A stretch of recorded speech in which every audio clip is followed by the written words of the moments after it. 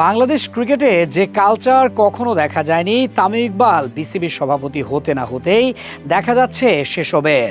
এবার তার সবশেষ সংযোজন হচ্ছে সিনিয়র ক্রিকেটারদের বিশ্রাম দেয়া, তাও কিনা বড় দল নিউজিল্যান্ডের বিপক্ষে। টানা ক্রিকেট খেলার মধ্য দিয়ে যাচ্ছেন তাসকিন আহমেদ ও মুস্তাফিজুর রহমান। তাই এই দুই সিনিয়র ক্রিকেটারকে বিশ্রাম দিয়েই দল ঘোষণা করেছে বাংলাদেশ। যেই দলে সবচেয়ে বড় চমক হয়ে এসেছে pace bowling allrounder Abdul Gaffar সাকলাই।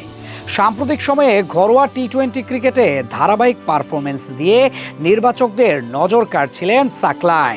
পরিস্থিতি বুঝে বোলিং করার দক্ষতা আর শেষ দিকে কার্যকর ব্যাটিং, দুই দিকেই নিজের সামর্থ্য দেখিয়েছিলেন তিনি। এই পারফরমেন্সের ধারাবাহিকতায় সাকলাইনের পাশাপাশি দলে জায়গা করে নিয়েছেন রিপন মণ্ডল। 23 বছর বয়সী এই ডানহাতি পেসারের আগে 2023 এশিয়ান গেমসে 3টি টি-20 ম্যাচ খেলার অভিজ্ঞতা অর্জন করেছিলেন। তবে মূল জাতীয় দলে এটি তার প্রথম ডাক। লিলি বিউটি সোপ, যার অ্যান্টি এজিং গুণ তারুণ্য ধরে রেখে ত্বকে করে উজ্জ্বল। তারুণ্যময় উজ্জ্বল ত্বকের জন্য রিমার্ক। বিশেষ করে ম্যাচের শেষ ভাগে অর্থাৎ ডেথ ওভারে তার নিয়ন্ত্রিত ও কার্যকর বোলিংই তাকে এনে দিয়েছে এই স্বীকৃতি। চাপের মুহূর্তে ঠান্ডা মাথায় পরিকল্পনা বাস্তবায়নের দক্ষতা দেখিয়ে তিনি প্রমাণ করেছেন উচ্চ পর্যায়ের ক্রিকেটের জন্য তিনি প্রস্তুত। এদিকে দীর্ঘদিন টানা খেলার মধ্যে থাকায় মুস্তাফিজুর রহমান ও তাসকিন আহমেদের পাশাপাশি গতি তারকা নাহিদ রানাকেও প্রথম 2 ম্যাচের জন্য বিশ্রাম দিয়েছে নির্বাচক প্যানেল। বাংলাদেশ জাতীয় ক্রিকেট দলের নিউজিল্যান্ড সিরিজে নেতৃত্বের ভার থাকছে লিটন কুমার দাসের কাঁধে। তার সহকারী হিসেবে ডেপুটির দায়িত্ব পালন করবেন মোহাম্মদ সাইফ হাসান। দলের ব্যাটিং লাইনআপে এসেছে নতুন সংযোজন ও পুরনো মুখের প্রত্যাবর্তন।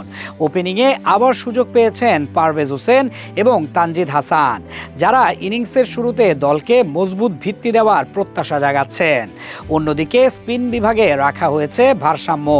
এই আক্রমণের নেতৃত্বে থাকবেন রিশাদ হোসেন, তাকে সহায়তা করবেন অভিজ্ঞ নাসুম আহমেদ ও অলরাউন্ডার মেহেদী হাসান।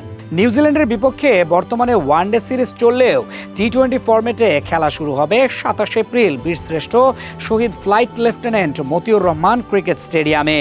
একই ভেন্যুতে 29 এপ্রিল অনুষ্ঠিত হবে দ্বিতীয় টি-20।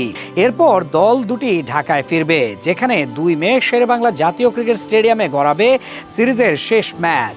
এক নজরে দেখে নেওয়া যাক সিরিজের জন্য ঘোষিত বাংলাদেশের 15 সদস্যের স্কোয়াড। লিটন দাসকে রাখা হয়েছে অধিনায়ক হিসেবে, তার সহকারী হিসেবে থাকছেন সাইফ হাসান। স্কোয়াডে থাকা বাকিরা হচ্ছেন পারভেজ হোসেন, তানজিদ হাসান, শামীম হোসেন, তাওহিদ হৃদয়, নুরুল হাসান, মেহেদী হাসান, নাসুম আহমেদ, রিশাদ হোসেন, শরীফুল ইসলাম, তানজিম হাসান সাকিব, রিপন মণ্ডল, সাইফুদ্দিন ও আব্দুল গাফফার সাকলাই।